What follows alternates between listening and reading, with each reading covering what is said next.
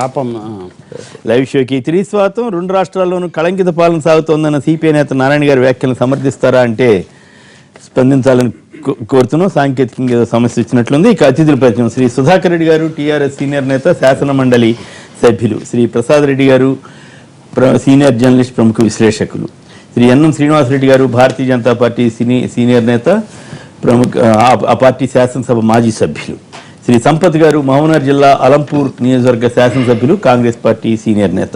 ఇక ఆసక్తికరంగా రెండు రాష్ట్రాల్లోనూ కళంకిత పాలన సాగుతోందంటూ సిపిఐ నేత నారాయణ వ్యాఖ్యానించడం, గవర్నర్పై మరి శశిధర్ రెడ్డి గారు తీవ్రస్థాయిలో విరుచుకుపట్టడం, ఆయన్ని తప్పించాలని ఏకంగా ఉత్తరం రాయడం, అలాగే సెక్షన్ 8పై రాష్ట్రపతికి ఫిర్యాదు చేయాలని, ఫోన్ ట్యాపింగ్ కూడా ఫిర్యాదు చేయాలని ఏపీ ప్రభుత్వం కేబినెట్ నిర్ణయం తీసుకోవడం, అదే సమయంలో కళంకిత పాలన అనేది ప్రజాస్వామ్యంలో ఒక కళంకిత సమస్యగా మారుతోంది.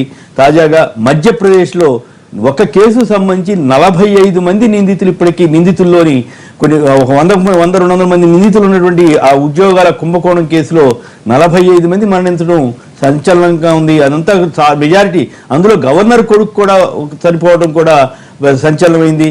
అలాగే మధ్యప్రదేశ్ సీఎం తో పాటు అలాగే ఛత్తీస్గఢ్ సీఎం రాధారమణ్ సింగ్ పై కూడా ఆరోపణలు వచ్చినట్టు కథనాలు వచ్చాయి. సో ఎందుకు కళంకిత పాలనకి నేతలు వెళ్లాల్సి వస్తోంది? ఈ పరిణామాలపై ముందుగా ఒకవైపు కేంద్రంలో కూడా ఈ సమస్యను ఎదుర్కొంటున్నాం, లలిత్ మోడీ గేట్ ఎదుర్కొంటున్నాం. ఇక ప్రధానంగా మన రెండు రాష్ట్రాల్లో ఎదురవుతున్న సమస్యలు అందరికీ తెలిసినవే. వీటిపై ముందుగా ప్రసాద్ రెడ్డి గారు, కళంకిత పాలన, గవర్నర్పై ఫిర్యాదులు, ఆరోపణలు, ఈ శశిధర్ రెడ్డి గారి ఆరోపణ కానీ ఇతరత్ర, ఈ కళంకిత పాలన అనేది తప్పదా? ఈ దేశంలో ప్రజాస్వామ్యంలో ఇదొక అంతర్భాగమా? ఎలా దీన్ని ఎదుర్కోవాలి మనం? కళంకిత పాలన అనేది ప్రజల్లో ఉండే పెర్సెప్షన్ అయితే దేశవ్యాప్తంగా అవినీతి బాగా వేళ్ళునిగిపోయింది అనేది 1950-60s మనకు కొంచెం స్వచ్ఛమైన పాలన ఉంది. 70s నుంచి స్టార్ట్ అయింది. రోజు రోజుకి ఆ అవినీతి మర్రివృక్షం ఊడలు విపరీతంగా విస్తరిస్తున్నాయి అనే విషయాన్ని మీరు ఏ జనసామాన్యాన్ని అడిగిన తెలుస్తుంది. మనకి పబ్లిక్ లైఫ్లో మనం చిన్న చిన్న ఏ లావాదేవీ అయినా ప్రభుత్వంతో కానీ ప్రభుత్వ అధికారులతో కానీ ఏ లావాదేవీలైనా చిన్న పనులు కావాల్సి వచ్చినా చేతులు దడపాల్సిన పరిస్థితి ఉన్నదన్నది అది వాస్తవం. అది మా ఆంధ్రప్రదేశ్లోనే కాదు, తమిళనాడులోనే కాదు, మొత్తం దేశవ్యాప్తంగా విస్తరించి ఉన్నది. మనకి ఉన్నది అనేది అందరూ యాక్సెప్ట్ చేస్తుంది. ఇటీవలి కాలంలో దాని గురించి చర్చ జరగడం వల్ల దానికి ఇంకా ఎక్కువ మనకి 70s, 80s నగర్వాలా కుంభకోణం అని, లేకపోతే తర్వాత మొట్టమొదటి ఆర్థిక మంత్రి రిజైన్ చేయాల్సిన పరిస్థితి ముందర కుంభకోణం అని, ఇలాంటివి చాలా కుంభకోణాలు చూసాము. ఇప్పుడు ఇటీవలి కాలంలో అసలు అవినీతి లేకుండా ఏ లావాదేవీ జరగదన్న విషయానికి వాస్తవానికి ప్రజలు వచ్చేసారండి. ప్రభుత్వం మనకు అందరికీ తెలుసు, ఈ సివిల్ కాంట్రాక్టర్లో 2% నుంచి 25% దాకా వెళ్ళిపోయింది ఓవర్ పీరియడ్ ఆఫ్ 20 years. మనం సాధించిన అభివృద్ధి ఈ రకంగా ఉందండి. అది అన్ని రాజకీయ పార్టీలు తలంచుకునే పరిస్థితి, దేశ ప్రజలుగా మనం కూడా తలంచుకునే పరిస్థితి. ఇండియాలో ఏ వ్యవహారం చేయాలన్నా అవినీతిమయం అయిపోయిందన్న విషయము అందరికీ తెలిసిందే. కానీ వ్యక్తిగతంగా నేను ఎవరిని ఇప్పుడు ఆ ప్రభుత్వాన్ని ఈ ప్రభుత్వాన్ని అవినీతి అని చెప్పడం ఏంటంటే, మనం ఏదో గొంగట్లో ఫిరాయింపులని కానీ, లేదా ఓటుకు నోటు కేసు అని కానీ, లేదా ఇటు ట్యాపింగ్ అని కానీ, ఇవన్నీ కూడా వెరసి ఎవరు ఎక్కువ కళంకిత పాలన, ఎవరు తక్కువ పాలన అనే సమస్య. అంటే రాజకీయాల ఎథిక్స్ అనే దానికి సిద్ధాంతాలకి విధానాలకి ప్రాధాన్యత ఉండపోయింది అన్న విషయాన్ని యాక్సెప్ట్ చేయాలి. ఒక పార్టీకి ఇంకో పార్టీకి తేడా లేదండి. వాళ్ళు అనుసరించి ఆర్థిక విధానాలు లిబరలైజేషన్ తర్వాత ఆర్థిక కార్యకలాపాల జోరు పెరగటం వల్ల అవినీతి కూడా జోరుగా పెరిగిపోయింది, అమౌంట్స్ పెరిగిపోయినాయి. అలాగే ఇది ఒక వే ఆఫ్ లైఫ్ కింద యాక్సెప్ట్ చేస్తున్నారు. అంటే ఓటర్లు డబ్బులు తీసుకుంటున్నారు కాబట్టి మేము డబ్బులు అడుగుతున్నాము, డబ్బులు ఇస్తున్నాము, డబ్బులు తీసుకుంటున్నాం. మీరు డబ్బులు అడిగితే తప్పలేదు కానీ మేము డబ్బులు అడిగితే తప్పేంటని ఎమ్మెల్యేలు, ఎంపీలు అడిగే పరిస్థితి వచ్చేసిందండి. మినిస్టర్లు ప్రతి ట్రాన్సాక్షన్ లోనూ మండల స్థాయిలో 2% కమిషన్ నుంచి 5% కమిషన్ ప్రజాప్రతినిధులకు జనరల్ గా మాట్లాడుతున్నారు. ఇక్కడ ఇంట్రెస్టింగ్ థింగ్ ఒకటి చెప్తాను. ఎథిక్స్ కమిటీని తెలుగుదేశం పార్టీ ప్రభుత్వం ఉన్నప్పుడు వచ్చింది. ఆ ఎథిక్స్ కమిటీ వచ్చినప్పుడు అటు చంద్రబాబు నాయుడు గారు చాలా విలువల గురించి చెప్పారు. అప్పట్లో కేసీఆర్ గారు కూడా దానికి భాగస్వామి. ఇప్పుడు అదే ఎథిక్స్ సమస్య ఇప్పుడు వీళ్ళిద్దరిని పట్టి పీడిస్తా ఉంది. Ethics CPI వీళ్ళిద్దరినే నారాయణ గారు కాదండి, దేశవ్యాప్తంగా. ఈ కళంకిత పాలన అనే దానికి ఆయన ఈ 2 రాష్ట్రాల్లో సాగుతోంది అనేటువంటి ఆరోపణకి ఈ ఇద్దరు ఎట్లా ఆస్కారం ఇచ్చారు? ఇప్పుడు ఆల్టర్నేటివ్ పాలిటిక్స్ అనే ఉద్దేశంతో ఢిల్లీ ప్రజలు ఆల్టర్నేటివ్ ప్రభుత్వాన్ని తీసుకొచ్చారండి. ఇప్పుడు ఆల్టర్నేటివ్ ప్రభుత్వాలు ఎంత ఆల్టర్నేటివ్ గా ఉన్నాయి అన్నది ఇంకా టైం విల్ టెల్. ఇప్పటికే కొన్ని నెగిటివ్ వ్యక్తిగత నియంతృత్వం ఇలాంటిది విధానాలు లేకుండా రాజకీయాలు నడపడం ఇలాంటివన్నీ ప్రజలు విసిగిపోయారనేది మాత్రం కరెక్ట్. ప్రజలు ఆల్టర్నేటివ్స్ కోసం చూస్తున్నారు, ఆల్టర్నేటివ్స్ కూడా సరిగ్గా లేవు, అది కూడా దురదృష్టం. ఇప్పుడు అవినీతి గురించే కదా యూపీఏ 2ని భ్రష్టు నాశనం చేసి కాంగ్రెస్కి 44 సీట్లకి పరిమితం చేసి పెద్ద ఎత్తున తీసుకొచ్చారండి.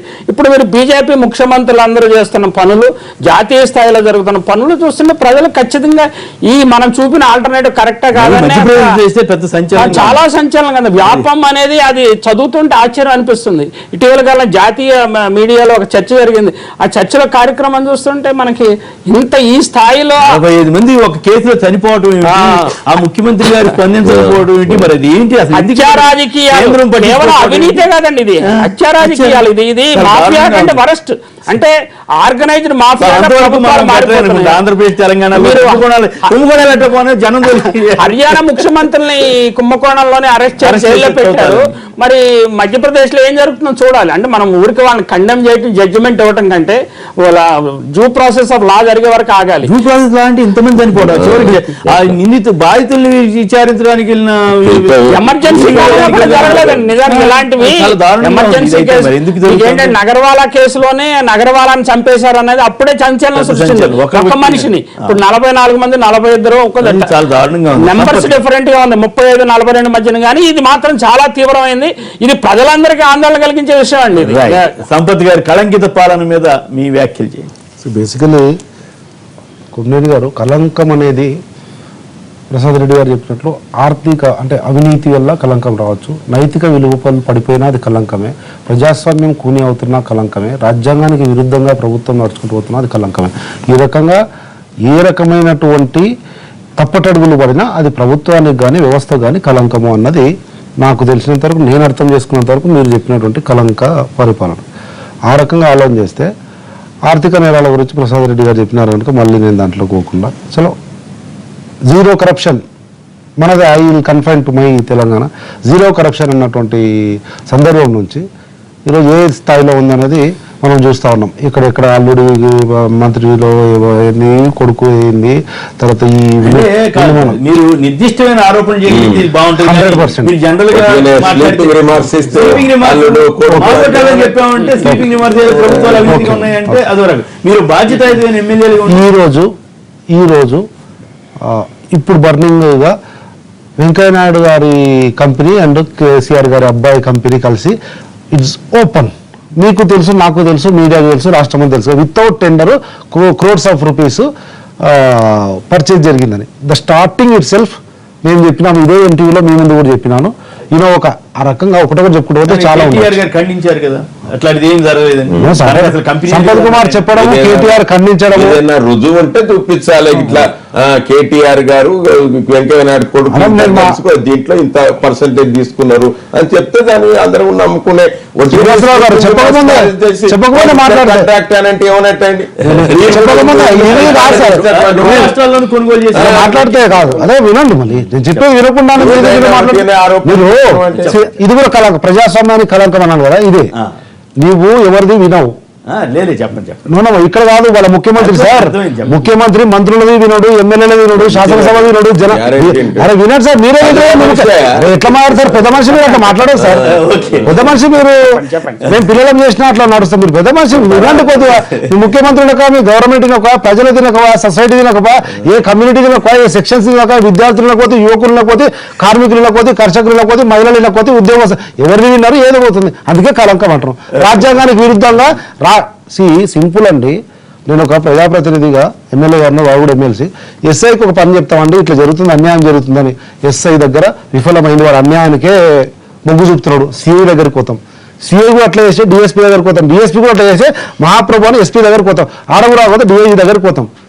ఈరోజు ఏమైందండి, మీకు చెప్తివి, కింద చెప్తివి, మీద చెప్తివి, యావత్ తెలంగాణ సమాజం గోడవని గోడాడితే కూడా వినని పక్షంలో గవర్నర్ కూడా నిశ్చేచ్చుడై చూస్తా ఉంటే ఈ కలంకము తారాస్థాయికి చేరిన సందర్భంలో రాష్ట్రపతికి మొరపెడితే రాష్ట్రపతి కూడా నోరు తెరిచి ఇప్పుడన్నా బుద్ధి తెచ్చుకోండి అని చెప్పి నిన్న ఇద్దరు ముఖ్యమంత్రులకు చెప్పడం జరిగింది. ఏమని? బుద్ధిగా బతకండి, ఇటువంటిది మంచి పద్ధతి కాదు. ఏ రకంగా ఇది రాజ్యాంగ పరంగా అంటే గవర్నర్ సాక్షిగా నువ్వు మంత్రిని చేస్తేవి, అడ్డగోలుగా ఏడాది కాలంగా నిరాఘాటంగా ఎమ్మెల్యేలను కొనే పని చేస్తేవి. ఈ రకంగా కలంకం అన్నది ఒకదాగా నైతికంగా, ప్రజాస్వామ్యయుతంగా, రాజ్యాంగ అన్ని విధాలుగా కూడా కలంకం ఏర్పడింది. కనుకనే రాష్ట్రపతి ముందుకు వచ్చి చెప్పడం జరిగింది. నిన్న ఎంత గొప్ప విషయం అన్నారంటే రాష్ట్రపతి again I will praise him. ప్రపంచంలో ఉన్న అతి కొద్ది మంది మేధావుల్లో ప్రణబ్ ముఖర్జీ గారు ఒకరు, అతి కొద్ది మంది రాజనీతిజ్ఞుల్లో ప్రణబ్ ముఖర్జీ గారు ఒకరు. అటువంటి ప్రణబ్ ముఖర్జీ ఎంత క్లియర్ అవుతున్నారు, you can choose your friend but not neighbour అన్నారు. అయితే విజ్ఞత ఉంటే ఇద్దరు ముఖ్యమంత్రులకు, రెండు ప్రభుత్వాలకు why not neighbour can be a friend. Okay, ఏమండి? ఏడాది అయింది కదా, నైబర్ ఎందుకు ఫ్రెండ్ కాకూడదు? ఆ విచక్షణతో ముందుకు పోండి అని చెప్పి ఇద్దరికి బుద్ధి చెప్పి మొట్టికాయలు వేసినారు. అటువంటి పరిస్థితిలో రెండు ప్రభుత్వాలు, రెండు రాజకీయ పార్టీలు వ్యవస్థను అటు ఆంధ్రప్రదేశ్లో, ఇటు తెలంగాణలో కలంక ప్రభుత్వాలు కొనసాగుతామన్న మాట ముప్మాటికి వాస్తవము. అయితే ఈ రెండింటినీ చూస్తూ ముందుకు పోకుండా ఈ రెండింటినీ కంట్రోల్ చేసి కలంకాలు అనేటువంటి మరకలను తగ్గించడానికి ప్రయత్నం చేయవలసిన గవర్నర్ విఫలమైతే కేంద్ర ప్రభుత్వం కూడా నిశ్చేష్టంగా చూస్తూ ఉంది, రాజకీయ ప్రయోజనాలకు ప్రయత్నం చేస్తూ ఉంది. ఇప్పటికి కూడా హోమ్ మినిస్ట్రీ ఉంది అక్కడ. ఈ రెండు వ్యవస్థలను, రెండు రాష్ట్రాలను సమన్వయమో, నిర్దేశించో, సూచనలు ఇచ్చో, సలహాలు ఇచ్చో, లేకపోతే ఆర్డర్ ఇచ్చే అవకాశం కూడా కేంద్ర ప్రభుత్వం అది కూడా చేయడం లేదు. ఎందుకు? వాళ్ళు కూడా ఇస్తారు అంటే రాష్ట్ర ప్రయోజనాలు, జన ప్రయోజనాలు కాకుండా అక్కడ కూడా కలంకిత సమస్య వచ్చిందా? అది కూడా చెప్తాను. Before election, yes, even as young నేను కూడా Narendra Modi is happening something అని అనుకున్నాం. ఆ రోజు యాంటీ కరప్షన్ గురించి మాట్లాడి ఇక్కడ నుంచో నల్లదనం తెస్తారు. యాంటీ కరప్షన్ ఈ రోజు కూడా మోస్ట్ హ్యాపెనింగ్ మీడియాలో పోతుంది. యాంటీ సందర్ కరప్షన్, యాంటీ కరప్షన్ పోయింది, యాంటీ సందర్ కరప్షన్ అయినారు. వసుంధరా సింధియా ఇక్కడ, సుష్మా స్వరాజ్ ఏమిటి, పంకజ్ ముండే ఏమిటి, తర్వాత స్మృతి ఇరానీ, ఒకరొకరు తీసుకోండి. మీరు చెప్తే మధ్యప్రదేశ్ ఏమైంది? Simple examples.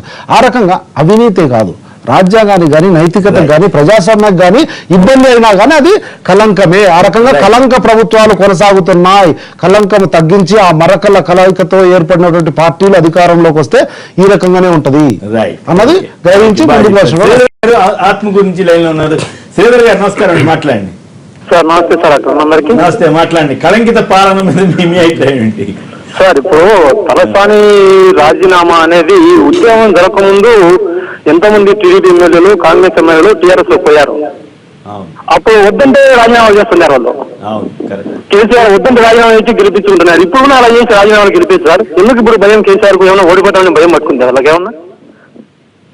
అప్పుడు వద్దంటే ఎంతమంది ఎమ్మెల్యేలు, ఒకతులు కాదు, రెండు తులు కాదు, ఎన్నిసార్లు కావాలంటే ఎన్నిసార్లు రాజీనామా చేసి గెలిచారు.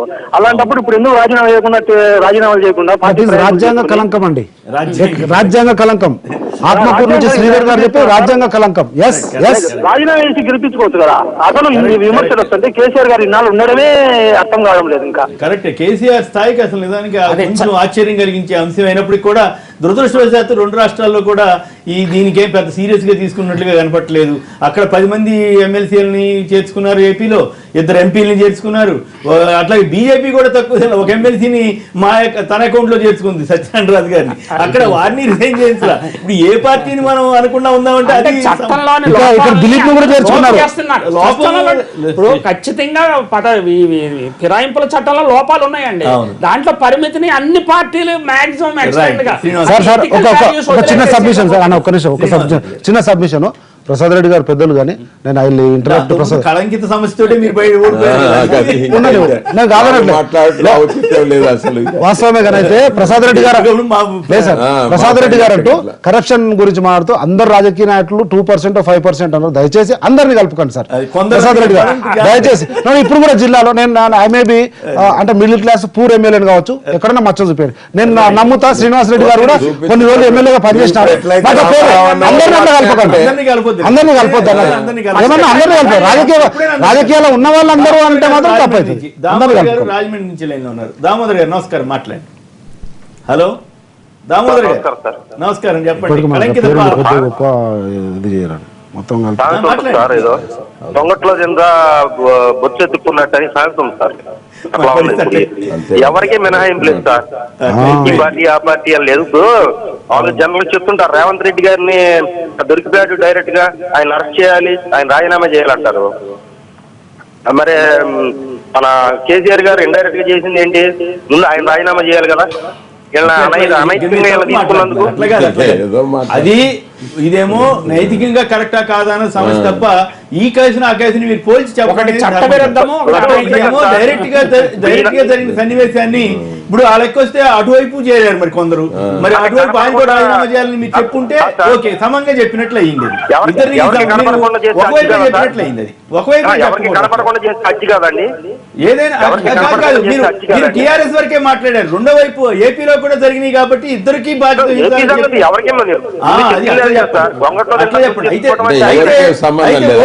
కేసుని దీన్ని పోల్చకూడదు. ఇది అనైతికం, అది చట్ట విరుద్ధం.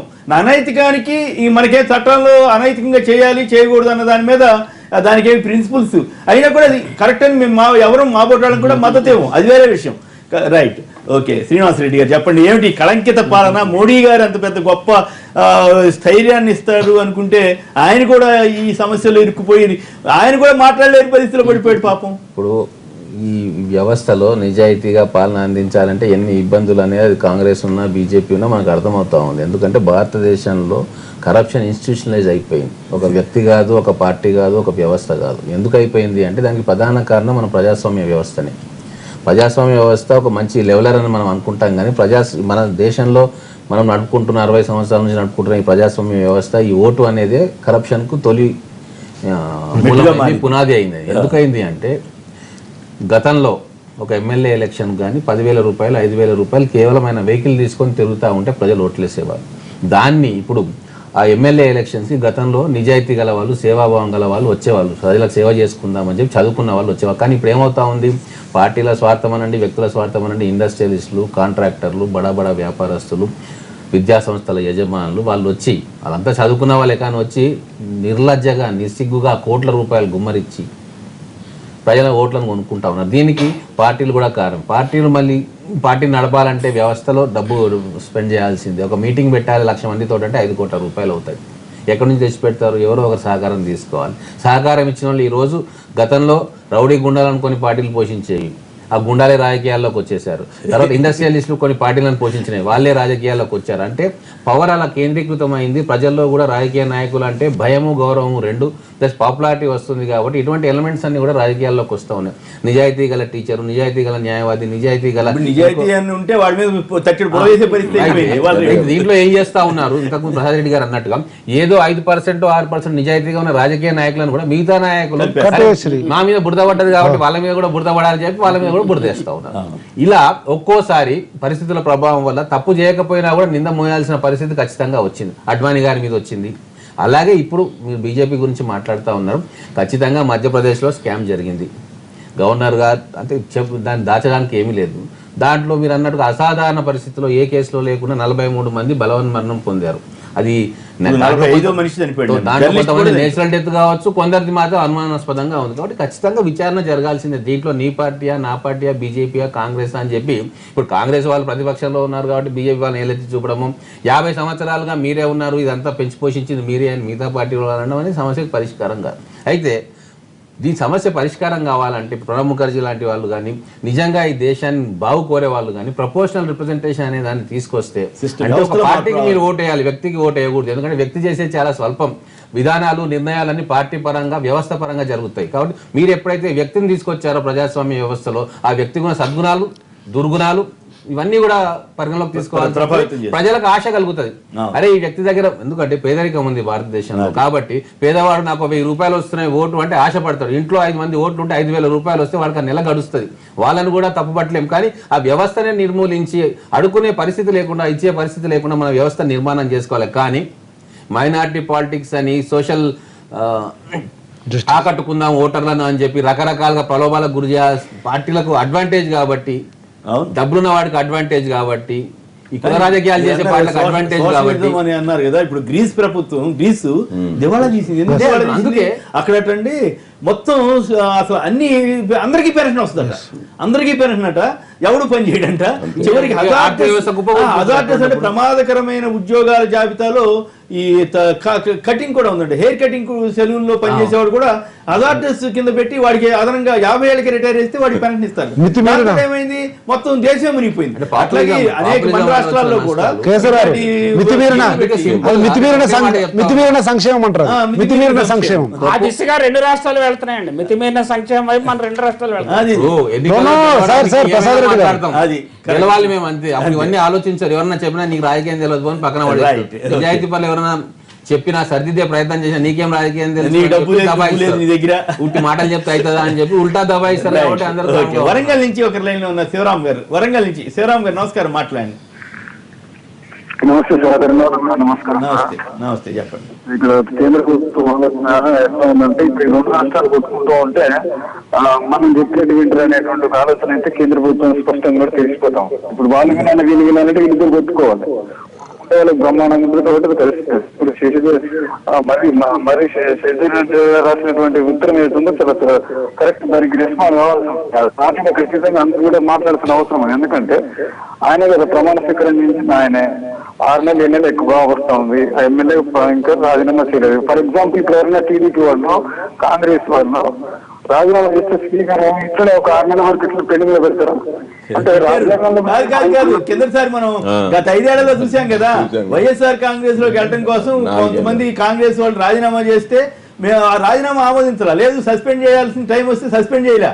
అప్పుడు జరిగినాయి, ఇప్పుడు జరిగినాయి. అప్పుడేదో బ్రహ్మాండంగా జరిగింది, ఇప్పుడు జరగలేదు. అప్పుడు కాంగ్రెస్ వాళ్ళు అదే పని చేశారు. కాకపోతే అప్పట్లో పోరాడిన టీఆర్ఎస్ లాంటి పార్టీ కానీ వీళ్ళు అట్లా చేయకుండా ఇప్పుడు ఇట్లా చేయకుండా బాగుండేదని మీ ఓటు వాళ్ళు ఫీల్ అవుతుందో తప్పు లేదు. చట్టంలో టైం బౌండ్ అని పెట్టలేదండి. అది పెద్ద లోపం. ఈ టైం లోపల నెల లోపల 2 నెలల లేదండి. అది లేదు, ఇక్కడ చేయట్లేదు, అక్కడ చేయట్లేదు. అది లోక్సభలో కూడా అదే తంతే. చట్టంలోనే లోపం ఉంది అక్కడ. కడప నుంచి శ్రీనివాసరెడ్డి గారు ఒక లైన్ ఉన్నారు. శ్రీనివాసరెడ్డి గారు నమస్కారం, మాట్లాడండి. శ్రీనివాసరెడ్డి సార్. నమస్తే సార్. అక్కడ ఉన్న పెద్దలకి అందరికీ నమస్తే. కళంకిత పాలన మీద మాట్లాడండి సార్. కళంకిత పాలన అంటే దురదృష్టవశాత్తు ప్రజలు ఏమవుతారంటే చంద్రబాబు నాయుడు తప్పు చేసి సమర్థించడం, జగన్ తప్పు చేసి సమర్థించడం, కేసీఆర్ తప్పు చేస్తే సమర్థించడం, అట్లా ఎవరు తప్పు చేసినా విమర్శించడం లేదు సార్. ఎవరి మద్దతు వాళ్ళు దాన్ని సమర్థిస్తారు. అవును, అది దురదృష్టకరమైన పరిణామే. గతంలో పార్టీల్లో అంతర్గత ప్రజాస్వామ్యం ఉండేది.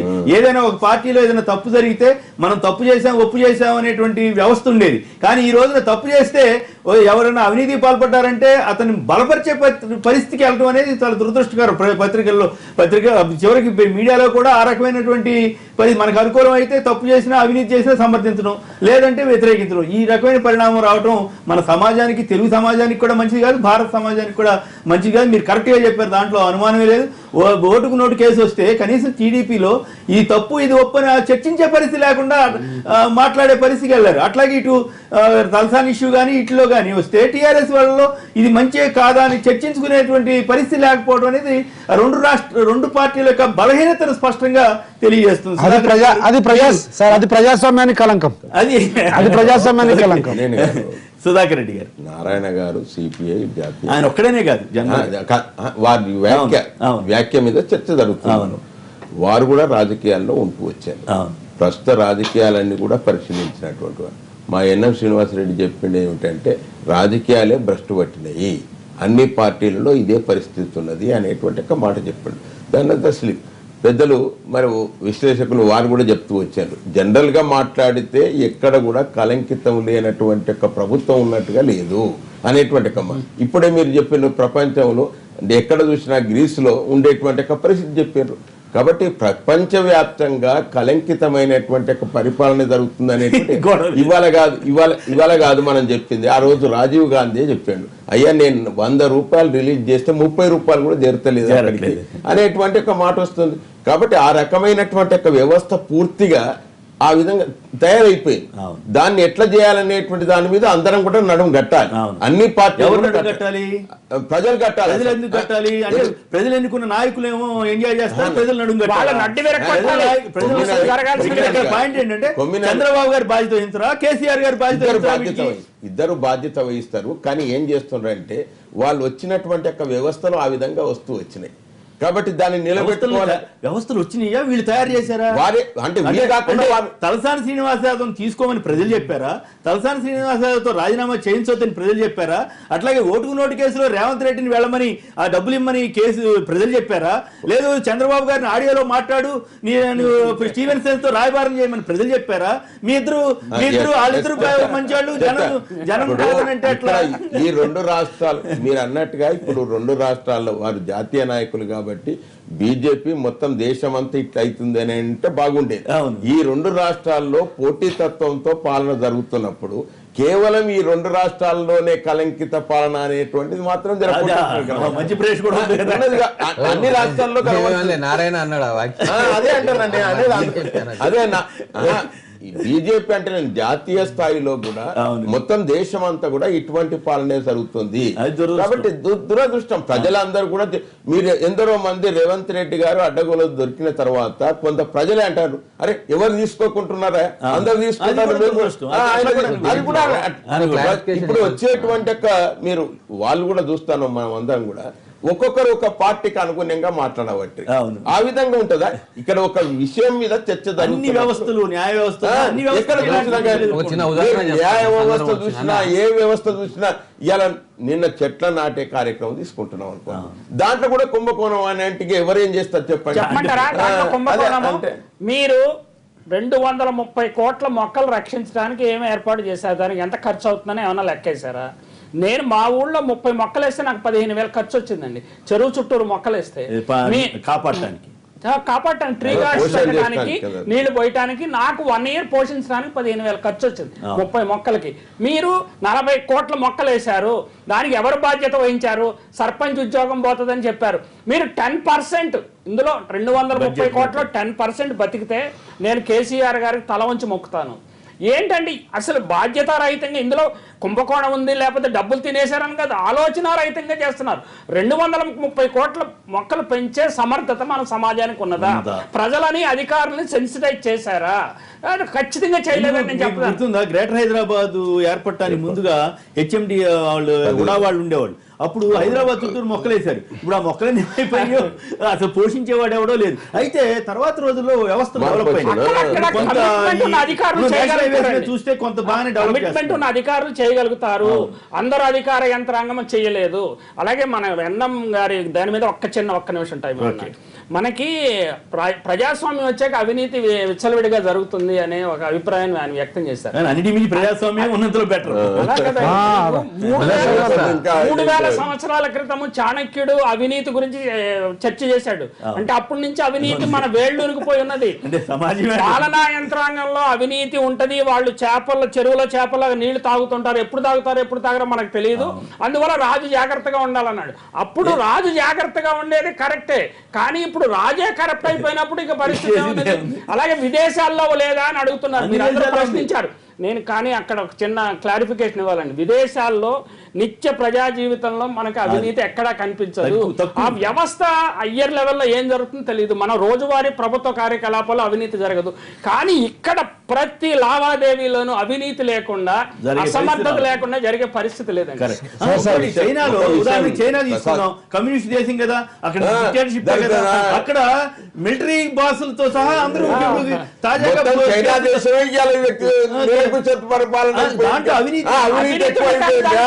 ఇమ్మీడియట్ గా దానికి నారాయణ గారు చెప్పాలి. అసలు చైనాను ఉదాహరణ రెండు రాష్ట్రాల్లో అనేటువంటి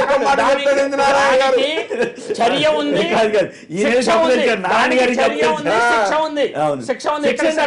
ఇక్కడ మీరు కూడా గమనించాల్సింది ఏంటంటే చైనాలో అంత పాలిట్ బ్యూరో సభ్యులు, మిలిటరీ కమిషన్ సభ్యులతో సహా ఇన్నేళ్లు అవినీతి చేసిన తర్వాత ఇప్పుడు పట్టుకున్నారు అనే పరిస్థితి అసలు మొదటే వాళ్ళని ఎందుకు కంట్రోల్ చేయలేకపోయారనేసి చర్చ వస్తుంది కదా సహజంగానే. అట్లా కమ్యూనిస్ట్ పార్టీలో చేరితేనే వాడికి చాలా హోదాలు రావటం అట్లాంటి అయితే చైనా నియంతృత్వం కంటే మనం ప్రజాస్వామ్యంలో చాలా సుఖంగా ఉన్నాం, చాలా సేఫ్ గా ఉన్నాం. కనీసం ఈ రకమైన కొమ్ముగోణాలు లేకుండా ఉంటే ఇంకా అద్భుతంగా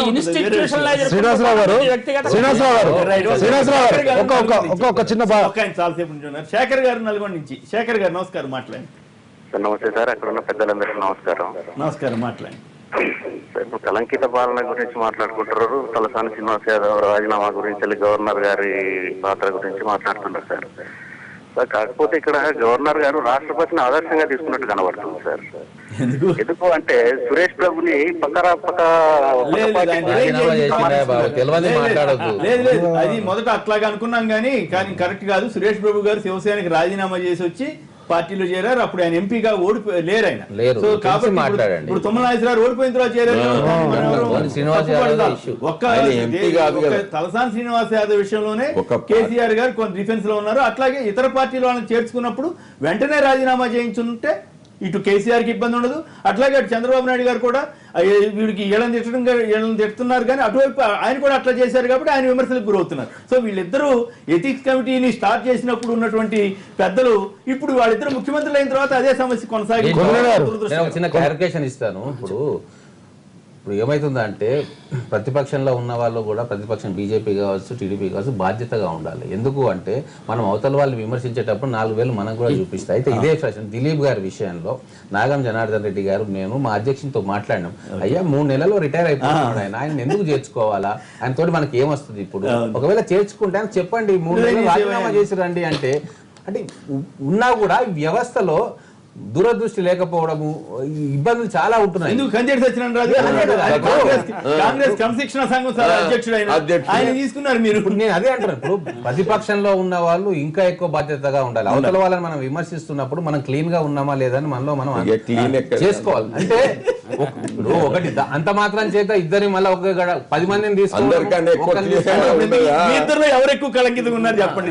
మీ 2 రాష్ట్రాల్లో బాధ్యత ఉంటుందని చెప్పడానికి మీ 2 రాష్ట్రాల్లో ఎవరు ఎక్కువ కళంకితంగా ఉన్నారు? శ్రీనివాసరావు గారు చంద్రబాబు గత 30 సంవత్సరాల నుంచి పాలన చేస్తుండు, కళంకితం ఎక్కువనే కనబడుతూ ఉంటది. ఇప్పుడు మేము కొత్తగా పాలనకు వచ్చినాం కాబట్టి కొత్త వరవల్లో ఉంటుంది, అది సహజంగా.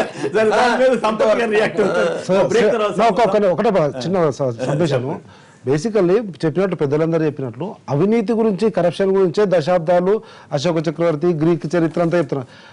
కలంకం అన్నది ఓన్లీ కరప్షన్ తోటే కాదు. ఈరోజు నారాయణ గారు అన్న యావత్ తెలంగాణ రాష్ట్ర ప్రజల అభిప్రాయమే అని అన్నది. కలంకం అన్నది ఓన్లీ అవినీతితోటి కలంకం, ప్రజాస్వామ్యానికి కలంకము, రాజ్యాంగానికి ఈ రోజు చర్చ జరుగుతున్నది కరప్షన్ కలంకం కాదండి. కరప్షన్ కలంకం దశాబ్దాల నుంచి మీకు తెలుసు, నాకు తెలుసు, మన పార్టీ అందరూ మనం పుట్టకముందు కాదు, రాజకీయాలు రాకముందు, మనకు స్వతంత్రం రాకముందు అన్నారు. కానీ ప్రజాస్వామ్యానికి, రాజ్యాంగానికి, నైతికతకు కలంకం ఏర్పడ్డదనే ఇప్పుడు వాయిస్ బయటకు వస్తా ఉంది. నారాయణ గారు తెలంగాణ ప్రజలు కానీ ప్రజలందరూ 90% ప్రజలు మంచి పాలన జరుగుతుంది అని అంటారు. ఇక అంతకన్నా అయితే ఒకటే సార్,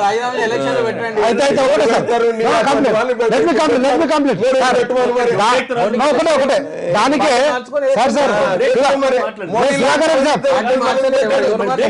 దానికి నిదర్శనం సార్. అందుకే ప్రజాస్వామ్యంలో ప్రజల వాయిస్ తెలవడానికే ఎన్టీవీ ముందుకు వచ్చింది కదా, ప్రజల పబ్లిక్ పోల్ పెట్టింది. ఆ పోల్ చూడండి, పోల్ చూసి తెలుస్తుంది. అది చూసన్నా ప్రభుత్వాలు కళ్ళు తెరవాలి. అవునుగా కలంకం అయింది, మనకు మరకలు అంటున్నాయి, తొలగించుకోవాలనే ఆలోచన రావాలి. నేను అనేకసార్లు చెప్పాను, ఎస్ఎంఎస్ రిఫ్లెక్షన్ మాత్రమే, అది పూర్తిగా ఖచ్చితంగా దాన్ని ప్రజాభిప్రాయం చెప్తుందని నేను ఎప్పుడు చెప్పలేదు. అయితే అది రిఫ్లెక్షన్. అయితే ఇప్పుడు ఏంటంటే రాజకీయ పార్టీలు వాళ్ళకి అనుకూలంగా వచ్చినప్పుడు బ్రహ్మాండంగా అంటున్నారు, అనుకూలంగా రానప్పుడు మాత్రం మమ్మల్ని తిడుతున్నారు. అటువంటి సందర్భాలు కూడా కాంగ్రెస్ గురించి తీర్పు ఇచ్చారు, జాతీయ స్థాయిలో ఇచ్చారు, రాష్ట్ర స్థాయిలో వాళ్ళు మాట్లాడలేదండి. అందుకని మీ ఇష్టం వచ్చిన చేస్తారా మీరు? అనుకూల్యమైనటువంటి పాలన చేస్తాను, ప్రజలు మెచ్చేటట్టుగా పాలన చేస్తున్నాం. 2 రాష్ట్రాల్లోనూ కళంకిత పాలన సాగుతోందన్న సిపిఐ నేత నారాయణ గారి వ్యాఖ్యలను సమర్థిస్తారా అంటే 82% మంది, 18% మంది కాదు. ఇప్పుడు చిన్న విరామం తర్వాత లైవ్ షో కొనసాగుతుంది.